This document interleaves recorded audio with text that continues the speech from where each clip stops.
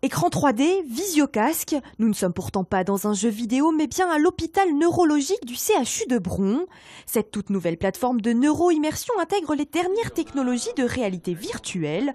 Objectif, mieux comprendre le cerveau et faire de la rééducation grâce à ces systèmes. On peut immerger les sujets devant l'écran, dans un environnement qui est totalement virtuel. On peut présenter des obstacles, reproduire l'environnement de la maison du patient avant que le patient puisse rentrer chez lui. Le but est de pouvoir à la fois étudier le cerveau dans son fonctionnement normal, mais aussi produire et exploiter les règles qu'on extrait de cette connaissance du fonctionnement du cerveau normal pour faire de la rééducation. Notamment ici, de la rééducation chez les patients qui ont, suite à des AVC, donc qui ont des troubles soit cognitifs, soit moteurs, soit les deux. Des approches encore expérimentales qui montrent cependant déjà de bons résultats. On arrive à avoir un bénéfice plus important lorsque la réalité virtuelle est couplée à la thérapie classique. La réalité virtuelle en tant que telle, elle n'a pas vocation elle n'est pas une cure elle-même, mais elle a une composante ludique.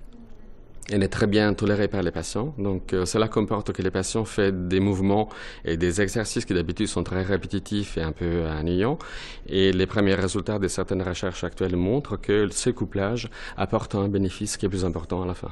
Un peu plus d'1 million d'euros a été investi par l'État et 350 000 € par les HCL dans cette nouvelle plateforme de neuroimmersion.